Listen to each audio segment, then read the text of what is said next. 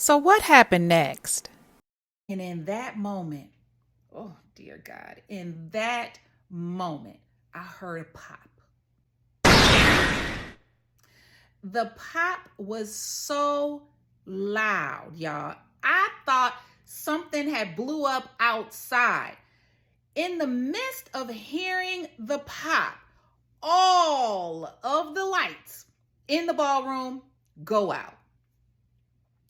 This man done blew a fuse. Y'all, this DJ has now shut my ceremony, possibly my cocktail hour and reception down. You know why? Because he had them big ass speakers. I was like, oh dear God. So I don't know what to do in this moment. Again, I'm a newer planner, but something came to me that I needed to let these guests know to sit at their tables and to be still, and that we were going to handle whatever was going on. I run out the ballroom to go find the manager. Like I said, it's dark in here. I thought, though, it was just our ballroom. Come to find out, it was several ballrooms. This is a larger venue, so they could have multiple weddings in the day. The lights in the hall were on, but the ballroom lights had gone out in ours as well as two others. So the manager was fully aware of what was going on and was trying to find out what the situation was. So I talked to the manager. I had to be real. I said, I think it's us, in all honesty. Our DJ has all of this equipment. So the manager comes into the ballroom, sees all of these speakers. And when I told you the DJ had two big speakers, but he also had additional speakers. So the manager and the DJ are having a conversation, blah, blah, blah. They're going to try to get this situation rectified, deal with the fuse issue. I need to leave there to go let my bride and my wedding party and my groom know we're going to be starting shortly, because at this moment, we don't have any music. We don't have any lights. And I also learned we still don't have a mama. Well, of course, there isn't much I can do but stand still until we get some lights. And to be honest with you all, it took about 30 minutes. So as I shared with you, I had gotten my wedding party lined up. It was about 10 minutes before the start of the ceremony. All right. And now we are 20 minutes off of the ceremony start time because of the fuse blown in the location. I go to the groom, because now the lights are on. I'm like, hey, where's your mom? We're 20 minutes late. He was like, oh, she's en route. Sir, how many times you gonna tell me she en route? Please call your mom and find out where she's at. Groom steps on over to the side. He gets on the phone. Mom does answer because I can hear that there's a conversation going on. I do not ear hustle because I'm waiting for him to come back and give me some good news like she's in the parking lot. But he comes back to let me know she's about 30 minutes away. 30 minutes away? Are you kidding me? Are you kidding me? That means my ceremony is going to be over 50 minutes late if this woman is still en route. I said, what is the problem?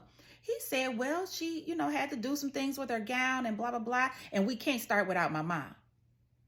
I said, sir, food, vendors, wedding guests, they're here.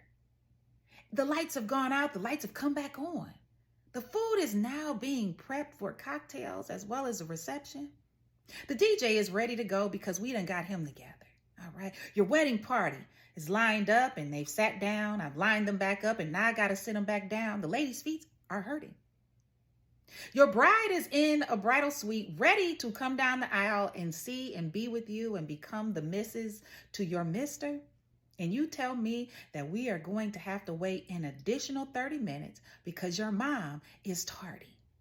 I knew in that moment that mama was doing this on purpose. She was trying to sabotage this whole entire wedding. And I was concerned that that might be the case. I said, sir, are you sure we have to wait for your mom? Because this is really, really throwing off the day. And I'm gonna be honest with you. I wouldn't want to start my ceremony without my mom, but I'm sure this man knew there was some tension between both of these women and he's gonna need to make a decision. He says, we gotta wait. Oh my God. So I gotta go into the bridal suite and let the bride know what's going on. I knock on the door. I'm like, hey, bride, how are you? You look beautiful. We're going to be starting, but I need to let you know something. Your mother-in-law, the groom's mom, is 30 minutes away, and your groom does not want to start the ceremony without her. She bust out into tears. She burst, I mean, tears full. Now, this woman has a full face of makeup on and she just burst out into tears. I'm like, oh my God, she's having a breakdown. I don't know what's going to happen. So I run to find some tissues, a towel, or whatever the heck I can because I need to try to save this makeup. Thank God the makeup artist was still there. I says, honey, you got to calm down. She's like, I don't understand why she's doing it. I mean, she's going on and on and on, spits flying everywhere, snot's coming out her nose. She looked a hot mess. I'm like, ma'am, you're going to have to calm down. You got your beautiful gown on. Your makeup is running down your face. It's going to end up hitting your cleavage. It's going to run down your gown. I don't need these additional problems. All right. Calm down. The woman is 30 minutes away. That's what your groom said. So he wants to wait. What do you want to do? But honestly, I don't even know why I asked her that because it wasn't anything she could do. He said, wait, not like she can walk down the aisle and marry herself. So we're going to have to wait. I said, I'm going to need you to calm down, sit down. Let's get you some water. Go ahead. Makeup artist, fix her face. We're going to take some time. We're going to take a break. We'll come back. All right. I walked out the room. There's nothing I can do. All right. Told the DJ, keep playing some music. We done got you together. We done pulled off a few of those speakers and just keep playing some music because I don't know when this ceremony is actually going to begin.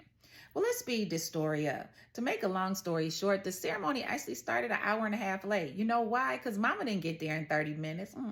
Nah. Mama took an additional hour to get there. All right. Mom took an additional hour to get to her son's wedding. Yeah. It was pretty disheartening to say the least because I can't make up that type of time.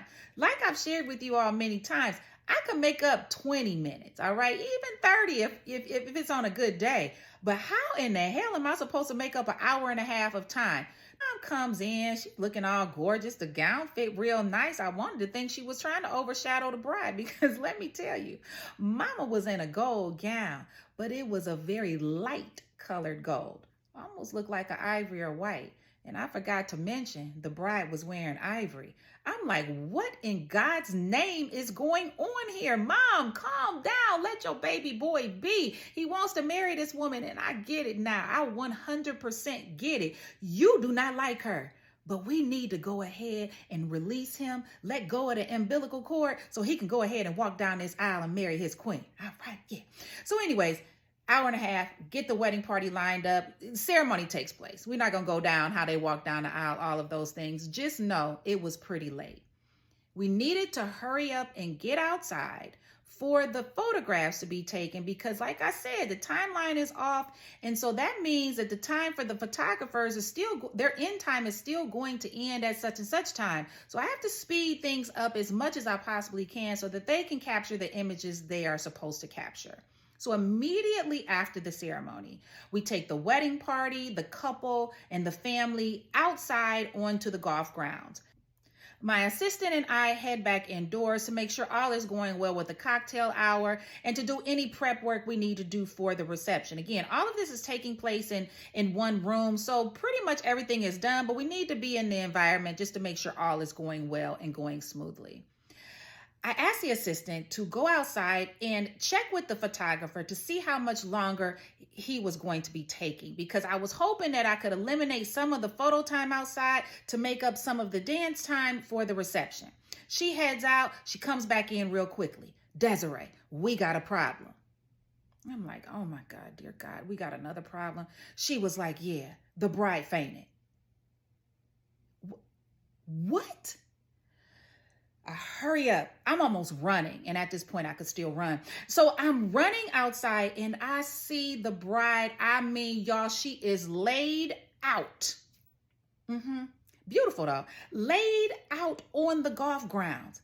I asked the groom, what happened? What is going on? He was like, oh, she fainted, but she's good now. I said, well, let's get her a chair because this woman is literally just laid on the golf grounds. What the hell? He goes and gets a chair. He gets her, props her up on the chair. I'm like, sweetheart, what is wrong? Do we need to call the ambulance or are you all good? Talk to me. Say something. She starts giggling. Y'all, the bride was drunk. Okay. The bride had drank so much champagne that morning without eating. And then I learned while she is waiting on the mom to arrive, she drank some more to kind of calm her nerves and get herself together. That this woman who is now not eating, who is hot in the July summer sun, trying to take photographs, is drunk and her body just gave out. She just fell out. Y'all, I was like, what in God's name have I signed up for in this business? Like I said, I was a newer planner. I didn't know all of this drama could happen at a wedding, but it happened to me. The bride had fainted. We get the bride back into the wedding venue. I give her some bread. My assistant is getting her some water. I got bridesmaids fanning her. The manager wants to know what happened.